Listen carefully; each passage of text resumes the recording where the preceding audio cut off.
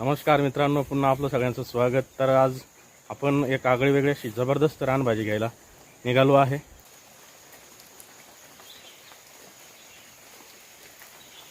तर बघा आजचा प्रवास, आज मी त्यानंतर हे बघा आम्ही आज तिघंच आलोय भाजी काढायला। आजी पुढे चालते आहे। तर असं आधीच पाऊस सुरुवात झालेला आहे आणि इथे आजूबाजूला धुकं पसरलेलं आहे। अशा दुःखमय वातावरणामध्ये हळूहळू एक एक टप्पा करत आता वरती जाऊन आपल्याला जबरदस्त अशा रानभाज्या बघायच्या आहेत। तर पुढे बघूया कोणकोणत्या भाज्या सापडतात ते।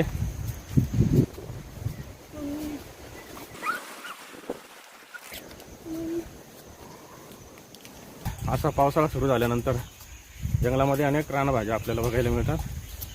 त्यातच आज आपण रानभाज्याच्या शोधामध्ये निघालो आहे। आता पुढे गेल्यावर बघूया कोणकोणत्या रानभाज्या सापडतात ते।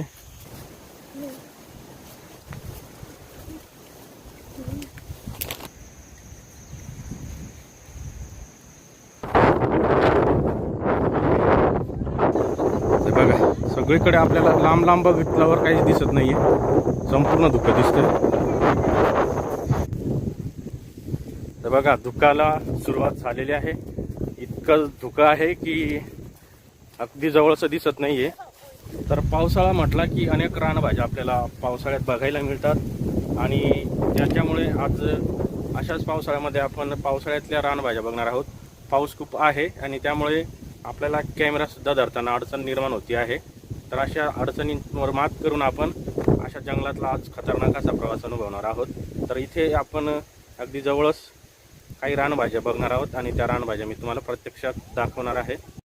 तर हे बघा ही आहे पायर, अगदी जबरदस्त जंगली पायर आहे ही। पायऱ्या म्हणता याला, तर खडक पायर अशी खडकांवरच शक्यतोवर वाढते आणि हिचं जे फळं आहेत इतकी टेस्टी लागतात, इतका जबरदस्त असतात। तर अशी रानमेवा आहे, खतरनाक दिसायला आहे बघा। आता वाढती आहे ती, तर ही झाडं पूर्वी खूप होते, आता दुर्मिळ झालेली आहेत। तर आता इथे एक झाड दिसलं आहे, आता हळूहळू झाड काही वाढतच आहे। तर याच्या पानांमध्ये जे पातोड आहेत किंवा सावला म्हणतात आमच्याकडे, काकडीपासून बनवतात, तर ते बनवतात। इतके टेस्टी लागतात त्याच्या पानामधले सावलं। त्याच्यामुळे ही पायर एक अत्यंत दुर्मिळ अशी वनस्पती, खूप उपयुक्त अशी वनस्पती आहे। तर असं आपण आज सह्याद्री पर्वतरांगेमध्ये आहोत। सह्याद्री पर्वतरांगेतील हे शंदोळ डोंगर आहे आणि आपण आजूबाजूला बघता आहात इतकं सुंदर निसर्गरम्य असं वातावरण।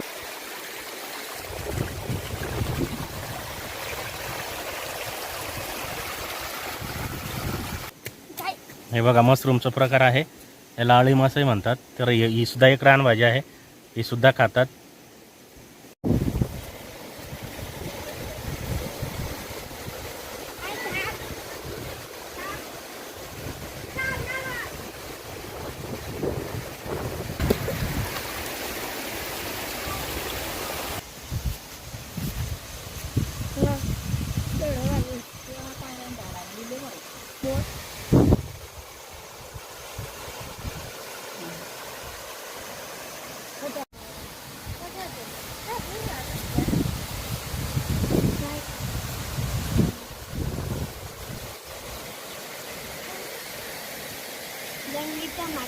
तर अशा सह्याद्रीमध्ये आपल्याला पावसाळ्यामध्ये विविधता अशी दिसते जंगलामध्ये आणि या विविधतेमध्ये आमचे आदिवासी बांधव या प्रकारे जीवन जगत असतात। जंगल आजही इथे व्यवस्थित टिकून ठेवलेलं आहे। असं या जंगलामध्ये आपल्याला इथे विविधता दिसते। त्याचप्रमाणे विविध प्रकारची झाडं आपल्याला बघायला मिळतात। त्यानंतर सुंदर असं निसर्गरम्य धबधबे, त्याचप्रमाणे रानभाज्या असतील, या सगळ्या गोष्टी आपल्याला इथे येऊन खूप सुंदर असा अनुभव घ्यायला मिळतो। तर पावसाने थोडी कृपा केलेली आहे, पाऊस कमी झालेला आहे आणि आता या पावसाचा आम्ही फायदा घेणार आहे। आता पटापट पुढे चालून जाणार आहे। तर रस्त्यामध्ये मला एक रानभाजी दिसते आहे, परत माझं लक्ष वेधून घेते आहे स्वतःकडे। तर दिसायलाच इतकी भारी आहे बघा ही भाजी। हे बघा अशी दिसायला खतरनाक, तर हे बघा एक पान असलेलं अशी ही भाजी अशी तोडून घ्यायची आहे। ही पण आपण जाताना घेणार आहे। हां हे बघा काय खतरनाक रस्ता आहे, अगदी 1 फूट अंतरावरचा रस्ता आहे आणि त्या रस्त्याने आम्ही प्रवास करून पुढे चाललोय बघा. हे बघा नैसर्गिक हिरा. आता याचं पाणी पितोय आम्ही. हे बघा सगळ्यात आवडती रानभाजी 13 रस्त्यात आहे बघा, खूपच भारी. इथं पण आहे.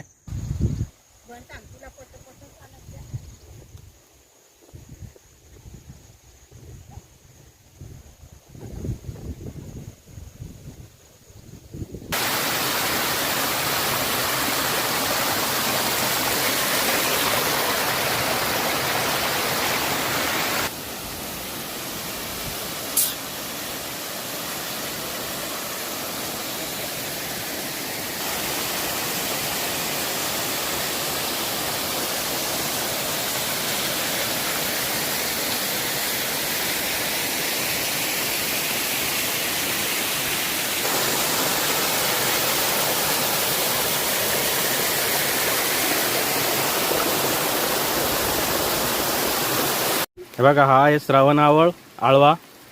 हा श्रावण महिन्यामध्ये पिकतो म्हणून याला श्रावण आवळा म्हणतात. हे बघा वरती झाड आहे.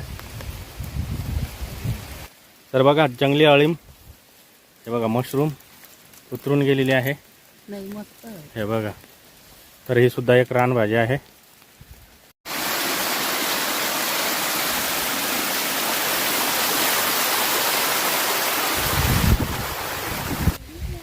तर बघा जंगलात आम्ही आत्ता एंट्री केलेली आहे. जबरदस्त असं धुकं आहे आणि या धुक्यामध्ये आता आपण रानभाज्या तोडणार आहोत, विविध रानभाज्या घेणार आहोत. हे बघा इतकं जवळचं सुद्धा दिसत नाही आहे आणि त्यातल्या त्यात मच्छर इतके परेशान करत आहे आम्हाला. तर मित्रांनो आम्ही आता एंट्री केलेली आहे जंगलामध्ये आणि बघता आहात आपण.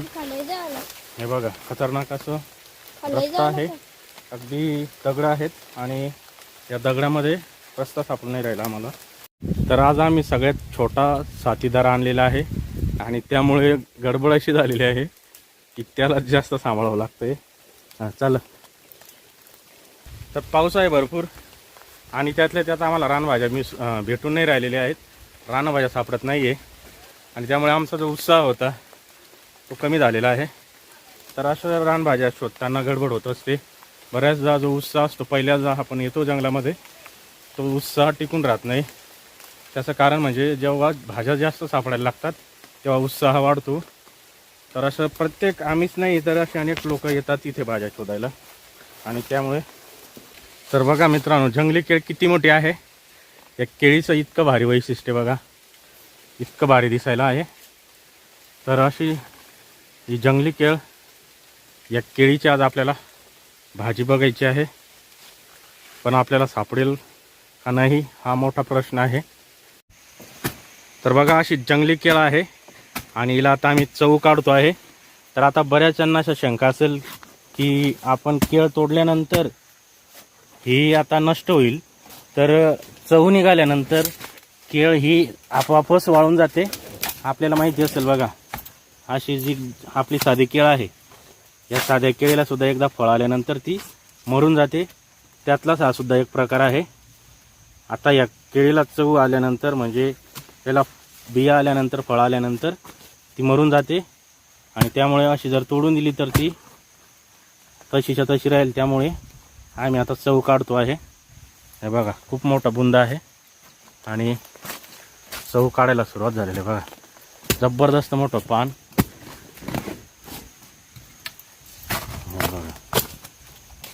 तर आईची चव काढते आहे. आम्ही आत्ता सध्या जवळजवळ 1000 फूट उंचीवर आहोत, परंतु सध्या इथं धुकं असल्यामुळे आपल्याला दिसत नसेल. तर जी साल्हेर मुल्हेर पर्वत शृंखला आहे, सह्याद्रीची रांग, या सह्याद्रीच्या रांगेमध्ये आत्ता आम्ही उभा आहोत. एक आगळा वेगळा असा रानमेवा किंवा त्याला रानभाजी म्हणता येईल ती काढतोय, चव काढतोय.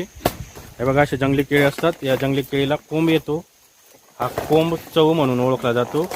आता असा जे चव काढते आहे तर याचं वैशिष्ट्य सांगतो. ही केळ ते चव आल्यानंतर आपोआपच मरून जाते आणि त्यामुळे काहींना शंका असेल की आम्ही केळीचं झाड तोडतो आहे, परंतु ते झाड आपोआपच मरणार आहे, तोडल्यानंतर सुद्धा किंवा न तोडल्यामुळे सुद्धा ते आपोआपच मरणार आहे. आणि त्यामुळे बरेच लोक काही वेळेस निगेटिव्ह कॉमेंट्स करतात.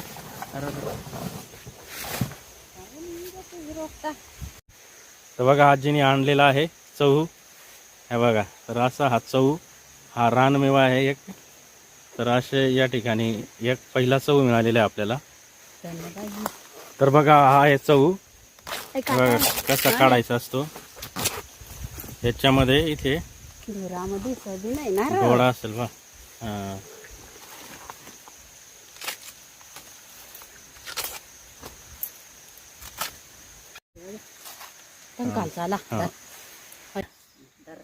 तर असा बघा रानमेवा चहू आता आम्ही खातो आहे. हे बघा. तर बघा असा रानमेवा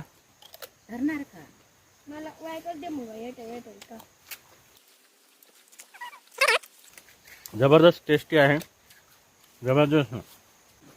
जी ताण लागलेली असते ती ताण या चवणी भागवली जाते आणि जो काही जंगलात फिरण्याचा जो थकवा असतो तो संपूर्ण निघून जातो. असा हा जबरदस्त चव, खायला पण तेवढा टेस्टी.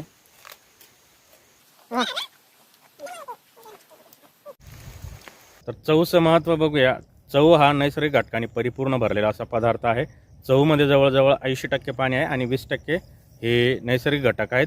आणि त्यामुळे चव सेवन केल्यामुळे अगदी आतडे असतील, किडनी असेल, मूत्राशयाचे मार्ग असतील, ते स्वच्छ होतात, साफ होतात, निर्मळ होतात. पोटातला कोठा शुद्ध होतो, निर्मळ होतो. त्याचप्रमाणे अगदी मूतखड्याचा वारंवार त्रास होत असेल आपल्याला तर चव खायचा आहे. चव खाल्ल्यामुळे या ठिकाणी मूत्राशयावर प्रेशर येतं, म्हणजे चव खाल्ल्यामुळे खूप लघवी लागते, म्हणजे लघवीवर दाब येतो आणि त्यामुळे अगदी जोरात लघवी होते आणि त्यामुळे छोटे छोटे जर मूतखडे असतील तर ते निघून जातात प्रेशरमध्ये, असं याचा महत्त्व सांगता येईल. त्याचप्रमाणे आतड्यांचं शुद्धीकरण होतं, मूत्राशय साफ होतो. त्याचप्रमाणे अगदी किडनी असेल, किडनी स्वच्छ होते आणि पोटातला एकंदरीत सर्व कोठा साफ होऊन जातो. कारण याच्यामध्ये फायबर देखील आहेत, तंतुमय पदार्थ असल्यामुळे आतड्यातली घाण साफ होऊन जाते.